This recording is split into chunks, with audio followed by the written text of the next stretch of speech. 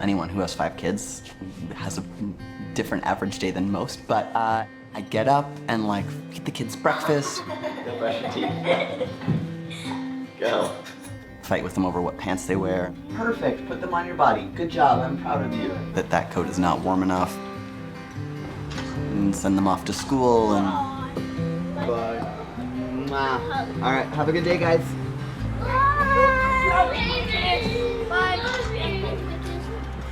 Wow. I work and I pick them up from daycare and school, make dinner, hang out and go to bed and, you know, do it all again the next day like everyone else.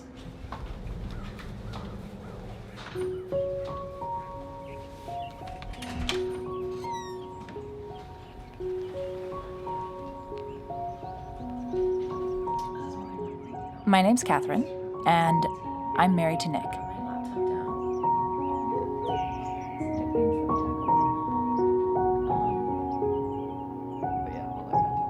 Nick is my favorite person on the planet.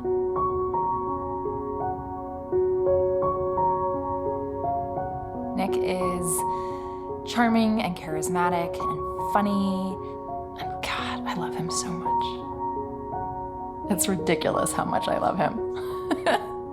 I'm like I don't know, a teenager. And we've been married a few years and we have a bunch of kids together. It's not like we're still in the honeymoon phase. I fell in love with Katherine, and loving her and like being loved by her, it let me like see myself again for the first time, like actually who I was versus who everyone else needed me to be.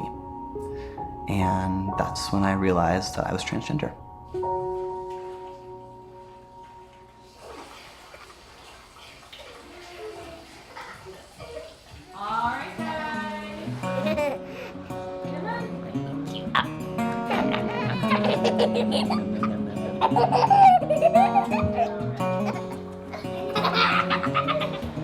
Off you go. Oh, brother, says Violet, don't tell me, I don't want to know. No problem, I say, because I can't talk anyway. Woof, woof. This dog bites. And I barked my head off.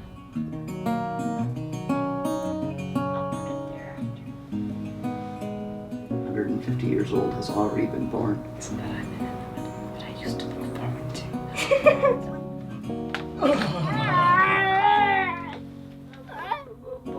I love you more. You're growing a beard. Yep. Daddy. What? You're growing a beard. I feel it. You're growing a mustache. Mom, just let him keep his beard, okay?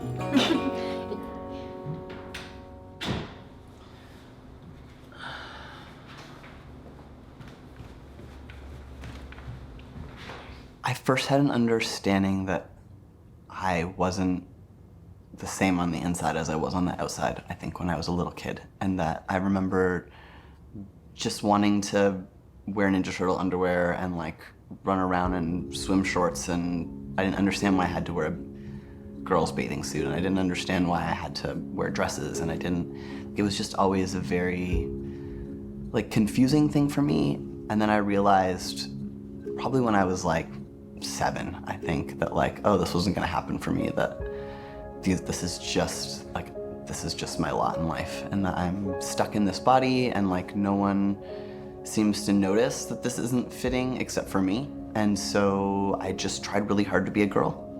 I did like the best that I could with what I was given, and I think that I pushed down all the feelings I had as a kid in order to like just pretend they weren't there, and just to try and like keep going.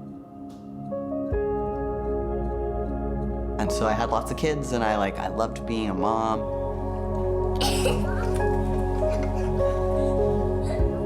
That was like this thing that could give me happiness and like make me feel like, oh, okay, this was this one part of being a woman that I am good at. I am good at taking care of my babies. Until that wasn't enough anymore. When Nick told me he was trans, you know, it wasn't one conversation. It wasn't like one day, like, hey babe, guess what? It was more like peeling an onion, you know, and it was conversations where he would say things like, you know, I've really never felt like a girl. Each time we would peel away a layer, there'd be something new underneath. There'd be like a new level of information, and like, oh, it's not just about wearing dresses. It's not just about those external kind of feminine flourishes. It's like, actually, no, it's deeper than that. Katherine was terrified, and I think that there was lots of times where I felt like, oh, I can't do this. If I want to keep her, I have to like not do this. I can just be a woman. And it was never that she said that. It was always that I was so afraid to lose her, because what would happen if I lost her? Because no one could ever love me again. For me, the hardest moment was when he was like, you know what? I have to go all the way.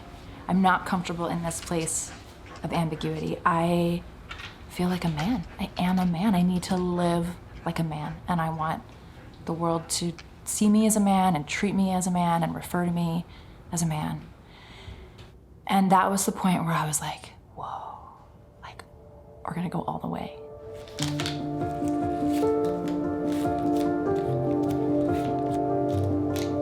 So the thought that he was gonna literally chemically change himself, you know, was really scary to me. And I was like, well, what? All the things that I love most about you are gonna go away. Your voice is gonna change, your skin will change, the shape of your face will change. And I so wanted to be that partner who could just immediately be like, of course, my love, whatever you need. And my process was not that simple. I had much more conflicted feelings. I think that the first year was a huge roller coaster for both of us. I think her learning to like let go of the old me and embrace the new me was hard. I had to grieve, I think, those parts of him that changed. And then there was a process of falling in love with him again. And so while it felt hard to me, I had feelings about it, it never changed my deep down knowing that like this was the right thing to do. And I just had to trust that if it was the right thing for him, that it had to be the right thing for our whole family. That as much as there might be challenges and there might be costs for everyone, that was nothing compared to the cost of having someone betray his own truth. Yeah, me too. The thing that everyone asks is like, but what about the kids? And Katherine and I always say, you're right, I forgot about them. I didn't even think about it. I forgot to think of the children. We like prepared a lot for the kids. As a parent, the thing you're most nervous about always is like, will your kids be okay? Will they be happy? Will they be healthy? Will they be loved? Are they safe? And like, I was worried that me changing this fundamental thing about who I am was gonna change their life in a way that wasn't going to be for the best for them. I was really nervous about it. So we like worked with a therapist ahead of time, and we had a plan, and we had a strategy, and we had like support in place, and we were ready to go. And then the kids were like, yeah, whatever, I don't even care. Like they were just like, they care, but they were like, their care was like, okay, cool, but like, will you grow a beard to stroke? That was one. And like, why did you wait so long was the big other question from them. Unless like there's a story attached to something that someone else has given them, the kids don't have this concept of it being right or being wrong. They were just like, yeah, cool. You do you, Dad. Is that what I call you now? It really wasn't this life-altering thing because I was just the same person. The rest of the world got to see me, I think sort of how they saw me all along, maybe.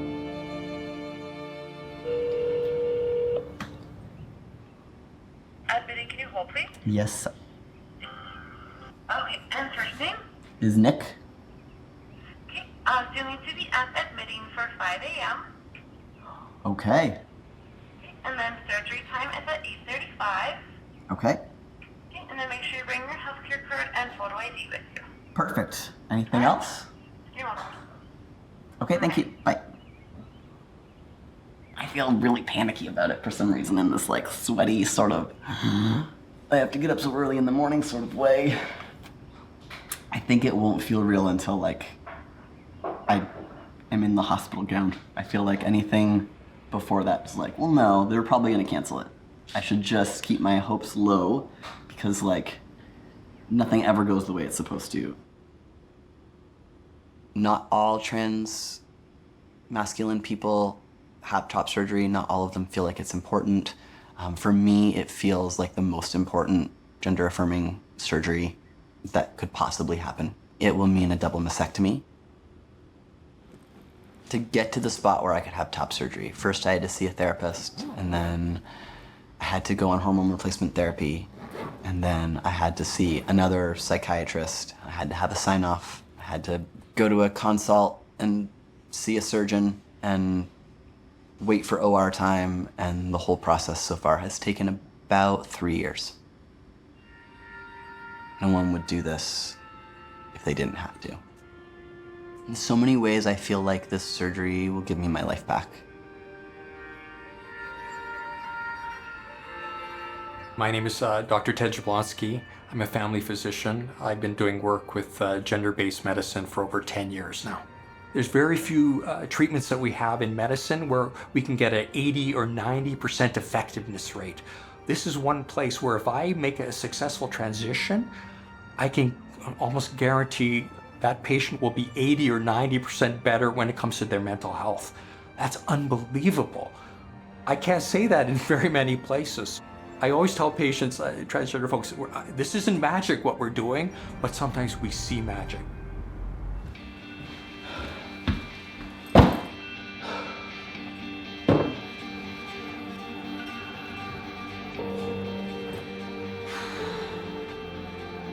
I don't think that I anticipated that I would have any scared feelings right now.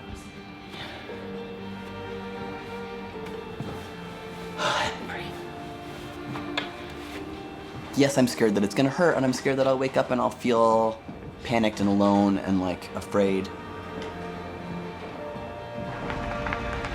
But what happens if it's not enough?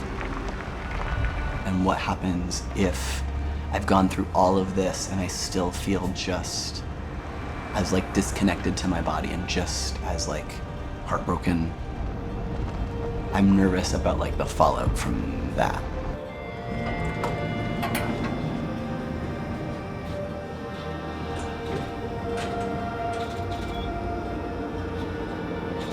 Ground floor.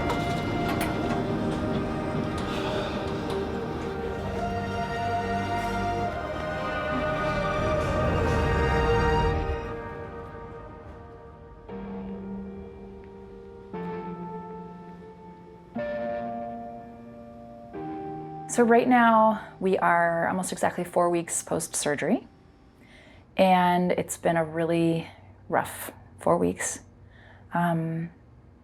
We were prepared for it to be rough physically, of course. I don't think either of us were prepared for how emotionally difficult it was going to be.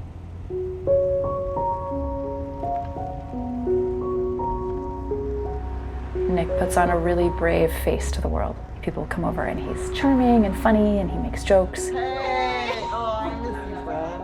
Oh. And that's real. It's not that he's putting on a show, but he's putting a really brave face on things, and then people leave and he sort of falls into me.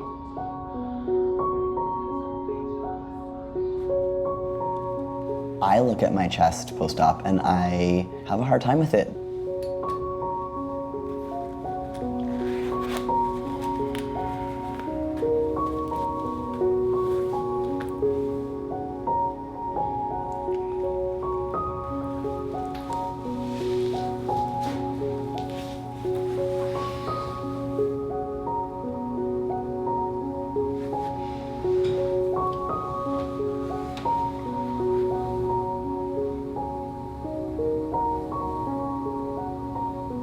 In the long run, I do think my dysphoria will be less after top surgery, and I do think that life will be better.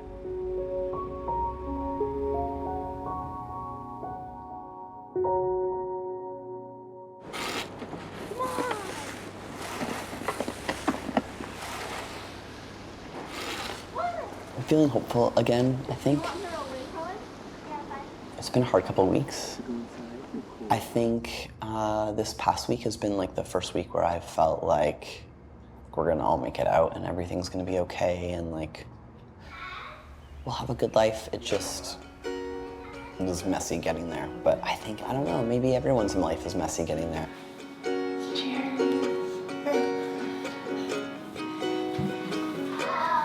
I think right now I'm just in that place where I just have to keep putting one foot in front of the other. I just have to keep going, you know? And I think that's just part of life. It's part of being a grown-up. It's part of having kids, you know? I think there are definitely days when I just think it's too heavy. I can't like pull this wagon with all these people on it anymore. So then I cry, you know, and I drink some wine, and then I wake up and I do it all again the next day, you know? That's just life.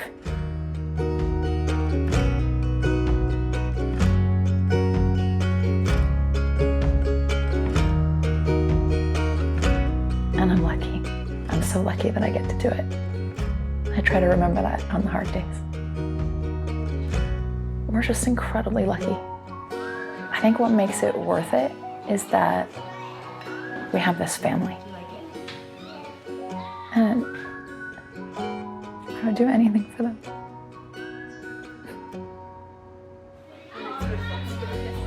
This is what we're in right now, and I'd do it all over again in a heartbeat. I hope so much for my family in the future. I hope that my kids can see that although there was this like little bit of messy time in the middle, they see that it was like worth getting through to the prize at the end, whatever that prize is. I hope they get that in our family, we love each other, no matter what. And I hope that they get that we always want them to tell us their truth. Even if it's messy, even if it's complicated, even if it's not who we thought that they were gonna be, that we want them to become that person. I hope that like I can come through the other side of all of this more myself and show them that it's important to be authentic and to be themselves and to do it even when it's uncomfortable and to be vulnerable even when it's uncomfortable and to be kind to yourself even when you don't feel like it.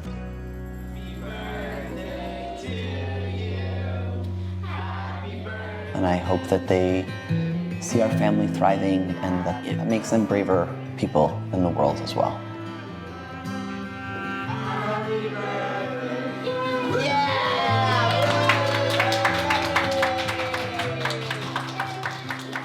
Let the first sound you hear be a beating heart, speeding bright, speeding bold.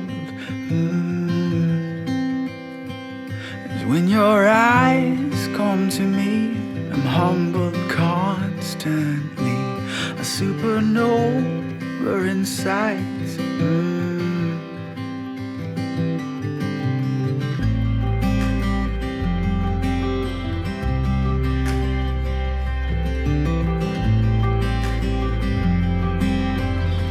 Hey guys, remember that no means no and your body is your own.